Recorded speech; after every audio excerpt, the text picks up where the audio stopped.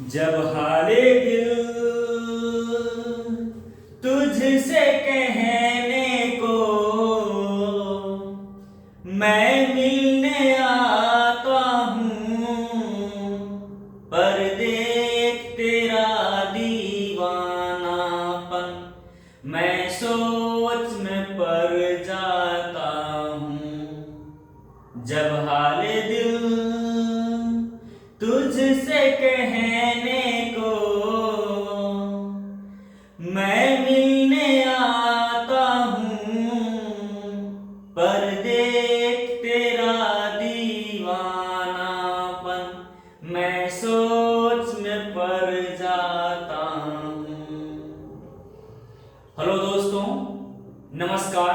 आप सबों का स्वागत है आपके अपने ही यूट्यूब चैनल विद्या बाजार पे।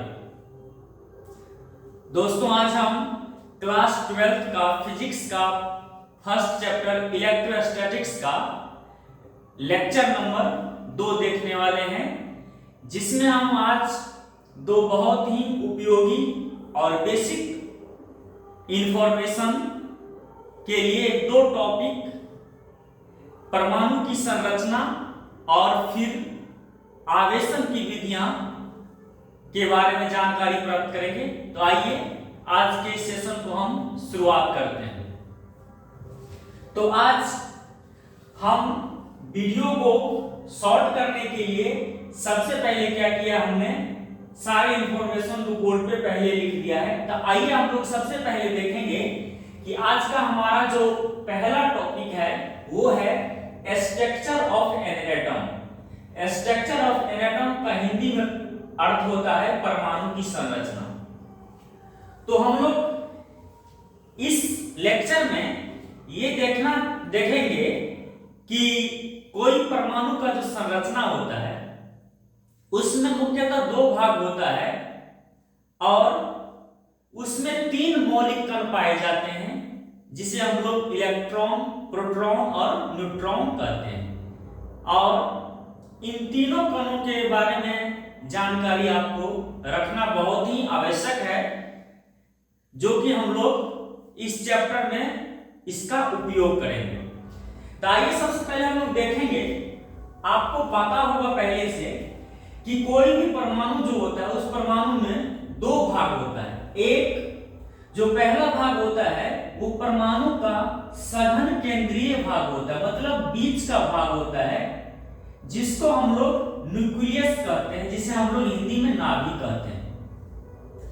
और आपको पता होगा कि नाभिक में 2 मूल कण पाए जाते हैं, जिसे हम लोग प्रोटॉन P कहते हैं और न्यूट्रॉन N कहते हैं। मतलब प्रोटॉन का संकेत P होता है और न्यूट्रॉन का संकेत क्या होता है, N। और इस नाभिक के चारों ओर वृत्तीय रास्ते होते हैं, जिसे हम लोग ऑर्बिट कहते हैं, जिसे हिंदी में हम लोग कक्षा कहते हैं। ये अलग अलग परमाणु में अलग अलग कक्षाएं होते हैं। हमने सिंपल में क्या किया है, एक ही ऑर्बिट बनाया है इसमें, और इस ऑर्बिट में इलेक्ट्रॉन क्या कर रहा है, घूम रहा है, जिसे हमने ई से क्या कर दिया है, डिनोट कर दिया है। तो हमें इलेक्ट्रॉन, प्रोटॉन और न्यूट्रॉन के बारे में जो बेसिक इंफॉर्मेशन है याद रखनी है। तो आइए हम लोग एक एक करके बारी बारी से तीनों के बारे में जानकारी प्राप्त करेंगे।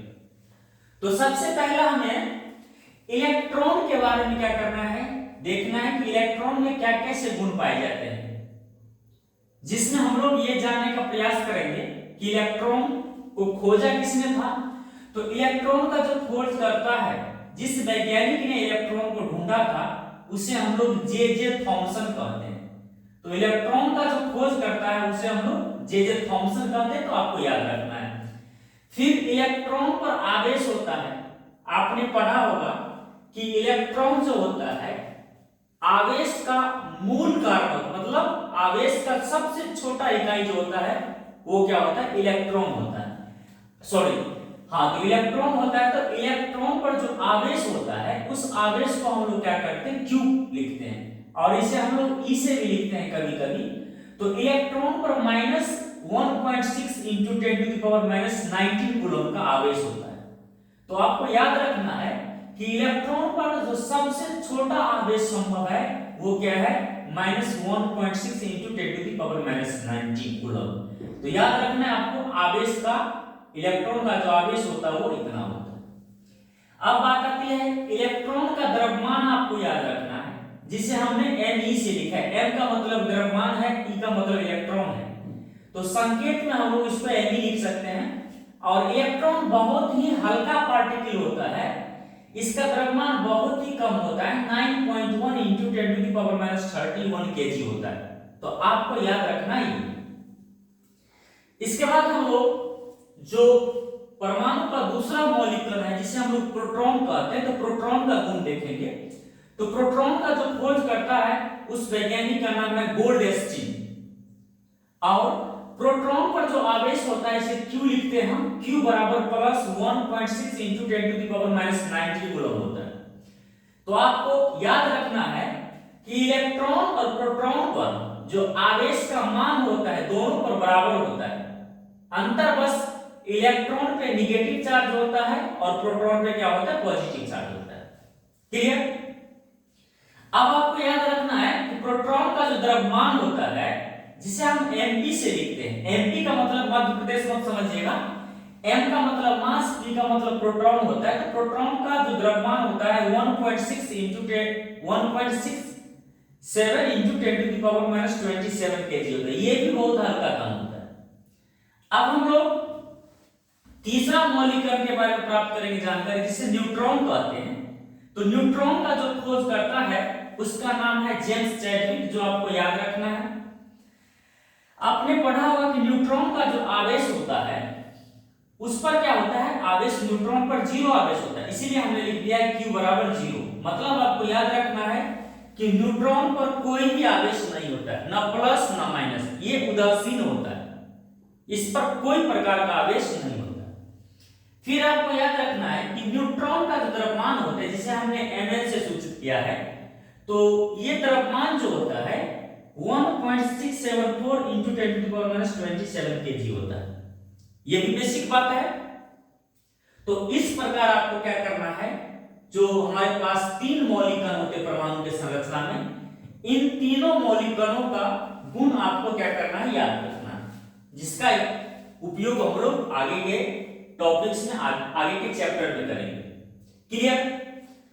अब हम लोग यहां देखना चाहेंगे कि किसी वस्तु पर जो हम लोग आवेश उत्पन्न करते हैं, तो आवेश हम लोग कौन कौन तरीका से उत्पन्न कर सकते हैं। पिछला सेशन में हमने आपको बताया था आवेश क्या होता है, आवेश कितने प्रकार के होते हैं। तो किसी वस्तु पर आवेश जो हम लोग उत्पन्न करेंगे उसके 3 मुख्य विधियां होती है, और हम लोग उनके बारे में एक एक करके एग्जाम्पल के साथ, डायग्राम के साथ देखेंगे कि हम लोग किस तरह से आवेश उत्पन्न कर सकते हैं। तो ये सबसे पहला मेथड है, इसको हम लोग कहते हैं बाय फ्रिक्शन। फ्रिक्शन का मतलब क्या होता है, चालन दो, मतलब घर्षण द्वारा। तो इस विधि में हम लोग क्या करते हैं, कैसे आवेश उत्पन्न करते हैं, ध्यान दीजिए। तो हम लोग कोई भी 2 उपयुक्त वस्तु ले लेते हैं। उपयुक्त का मतलब ये होता है जिसका पेयर बन सकता है। जैसे आप ग्लास का रड लें और इसे सिल्क के कपड़ा से रगड़ सकते हैं, ये एक आपस में जोड़ा है, उपयुक्त दोनों है। तो ऐसा करने पर आप देखेंगे कि ग्लास के रड से इलेक्ट्रॉन निकल करके सिल्क कपड़ा में चला जाता है।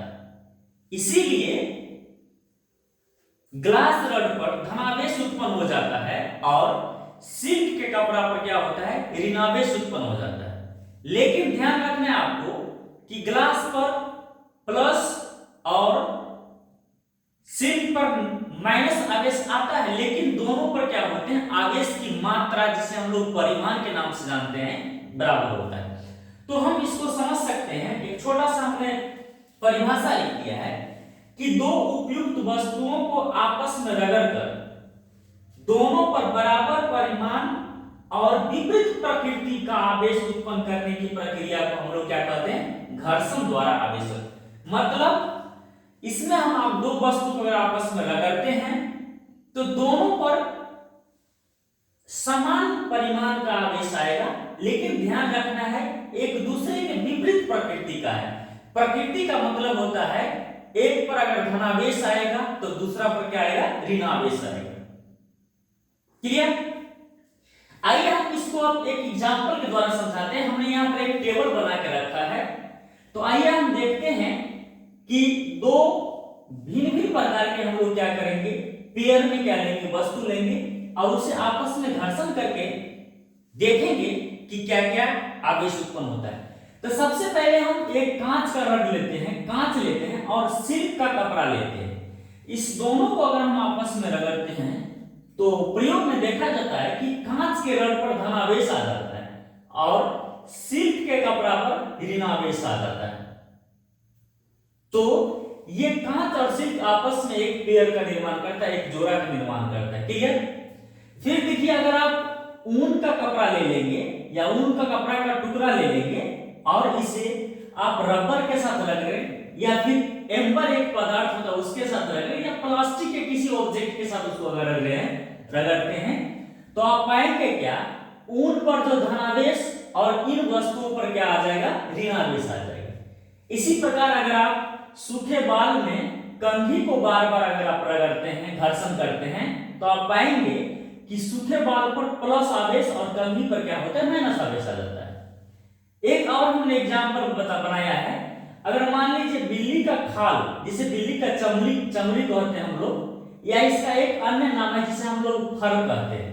अगर बिल्ली का खाल लेते हैं, इसे ही हम लोग कहते हैं फर, और अगर आप इसे एबोनाइट के पदार्थ के साथ रगड़ते हैं तो आप पाएंगे क्या कि बिल्ली के खाल पर क्या होगा, धनावेश आ जाएगा और एबोनाइट पदार्थ में क्या हो जाएगा, ऋणावेश आ जाएगा।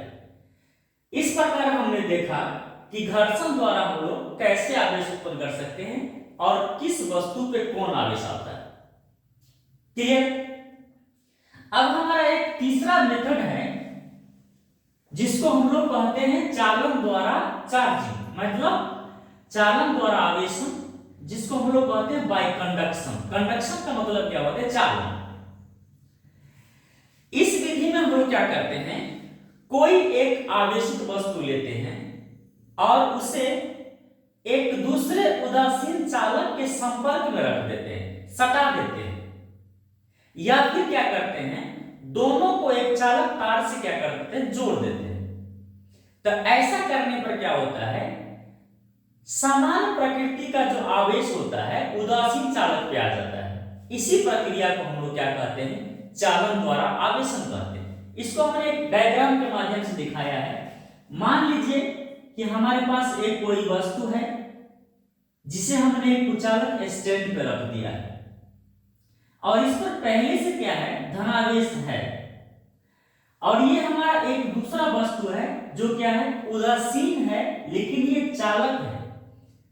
अगर हम इस दोनों को आपस में टच कर दें, संपर्क कर दें, तो इसमें से समान प्रकृति का, अगर इस पर प्लस है तो इस पर प्लस आवेश चला जाएगा, अगर इस पर माइनस है तो इसमें माइनस चला जाएगा। या फिर आप इसे तार से अगर कनेक्ट कर देंगे तो समान प्रकृति का आवेश इस उदासीन चालक पे चला जाएगा और ये भी आवेशित हो जाएगा। इसी प्रक्रिया को हम लोग क्या कहते हैं, चालन द्वारा आवेशन। क्लियर? और हमारा जो तीसरा विधि है, तीसरा मेथड है, जिसको हम लोग कहते हैं बाय इंडक्शन, मतलब प्रेरण द्वारा। इस विधि में क्या करना होता है, एक आवेशित वस्तु लेते हैं और इसके निकट हम एक उदासीन चालक लाते हैं, निकट लाते हैं, संपर्क में नहीं लाते हैं। ऐसा करने पर अपने आप उदासीन वस्तु क्या होता है, आवेशित हो जाता है, उस पर आवेश उत्पन्न हो जाता है। इसी प्रक्रिया को हम लोग कहते हैं प्रेरण, और प्रेरण द्वारा आवेशित होना। तो हमने क्या लिख दिया, किसी उदासीन चालक को एक आवेशित चालक के निकट रखकर उदासीन चालक पर आवेश उत्पन्न करने की प्रक्रिया को हम लोग प्रेरण कहते हैं। और इस बात को हम एक डायग्राम के द्वारा दिखाने का प्रयास किया है कि आखिर प्रेरण में कैसे आवेश उत्पन्न होते हैं। इसके लिए हमने कुछ फोटो बनाया है, आप इधर ध्यान से देखें। तो हमने सबसे पहले क्या किया है, एक चालक ले लिया, हमने एक चालक बना दिया है, यहाँ पे देख लीजिए लीजिए आप, क्लियर है सबको। एक चालक बनाया है और ये चालक क्या है, उदासीन है, मतलब इस पर कोई प्रकार का आवेश नहीं है, न प्लस है न माइनस है, मतलब ये चालक है अभी न्यूट्रल है। और हमने इसको एक कुचालक स्टैंड पे रख दिया। स्टैंड का मतलब स्तंभ होता है।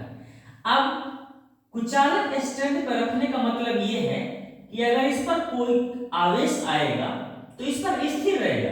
अगर इसे हम चालक से पृथ्वी पर रख देंगे ये सारा आवेश पृथ्वी में चला जाएगा, इसीलिए हमने यहाँ पर एक कुचालक स्टैंड लगा दिया। ठीक है, पहला स्टेप में देखिए हमने फोटो एक डायग्राम 1A में क्या किया है, एक उदासीन चालक बनाया है। फिर हम देखिए अब क्या किए, इस चालक के निकट हम एक आवेशित चालक को लाए, निकट लाए, बस इसमें संपर्क नहीं कर रहे हैं, इसके निकट लाया गया है।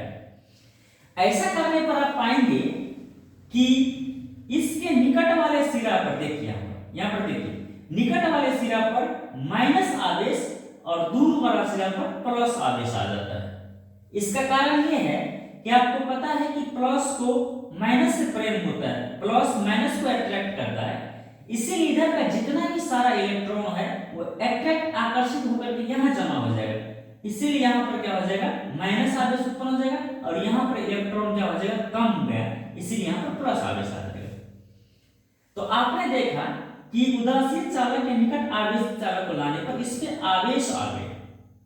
अब यहाँ पर देखेंगे चूंकि इस पर आवेश लाने वाला चालक ये है, ये आवेश के कारण इस पर आवेश आता है, इसीलिए इस आवेश को हम लोग कहते हैं प्रेरक आवेश। इसको हम लोग क्या कहते हैं, प्रेरक आवेश। प्रेरक आवेश का मतलब अंग्रेजी में होता है इंड्यूसिंग चार्ज, जो इंड्यूस करता है, मतलब इसमें आवेश लाता है, इसीलिए इस आवेश को हम लोग कहते हैं प्रेरक आवेश। अब हम अगला डायग्राम सी में देखेंगे। अब हमने क्या किया है, इस चालक को पृथ्वी से क्या कर दिया, कनेक्ट कर दिया है। इस प्रक्रिया को हम लोग कहते हैं भू संपर्कन, मतलब इसे ही हम लोग कहते हैं अर्थिंग। अर्थिंग का मतलब आपको समझ में आ गया होगा।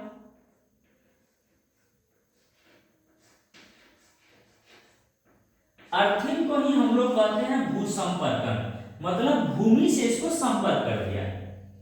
अब देखिए ऐसा करने पर क्या होगा, अगर इसको हम भूमि से संपर्क कर देंगे तो क्या होगा, पृथ्वी में से इलेक्ट्रॉन आएगा, जिसे देखिए हमने एरो के द्वारा दिखाया है, और यहाँ पर जो इलेक्ट्रॉन आएगा तो यहाँ पर जो प्लस आवेश यहाँ था उस प्लस आवेश को क्या करेगा, खत्म कर देगा, मतलब ये सारे प्लस आवेश क्या हो जाएगा, खत्म। लेकिन अभी भी देखिए ये प्लस आवेश इस चालक का जो है इस माइनस आवेश को अट्रैक्ट करके रखा है, खींच करके रखा है। इसके अगला स्टेप में देखिए आप डी में देखिए हमने क्या किया, इस अर्थिंग को क्या कर दिया है, भू संपर्क को हटा दिया है। अब देखेंगे अभी भी ये अट्रैक्ट होकर के रखा हुआ है। अब अगला स्टेप में हम लोग क्या करते हैं, इस चालक को यहां से क्या करते हैं, हटा देते हैं। तो यहां से अगर हम इसको हटा देंगे तो यहां पर जो आवेश था वो आवेश क्या हो जाएगा, इस पर चारों तरफ क्या हो जाएगा, फैल जाएगा, और इस प्रकार क्या हो जाएगा, ये फाइनली क्या हो जाएगा, आवेशित हो जाएगा। अब जो इस पर आवेश आया है, इस आवेश का हम एक अलग नाम देते हैं, इसको कहते हैं इंड्यूस्ड चार्ज, जिसे हम लोग हिंदी में कहते हैं प्रेरित आवेश। तो इस पर जो आवेश आया है उदासीन चालक पे, उसे हम लोग क्या कहते हैं, प्रेरित आवेश, और इस चालक पे जो आवेश होता है उसे हम लोग क्या कहते हैं, प्रेरक आवेश। क्लियर? तो इस प्रकार हम लोग प्रेरण द्वारा क्या करते हैं, किसी वस्तु को, किसी उदासीन चालक को आवेशित कर सकते हैं। क्लियर है सबको? तो इस प्रकार हमारा ये आज का सेशन था। हमने शॉर्ट में एक वीडियो बनाया है, तो आप इसे क्या करें, नोट बना लें और अपना रिवीजन स्टार्ट करें। इसके अगला लेक्चर में हम जो पढ़ने वाले हैं वो हम लोग पढ़ेंगे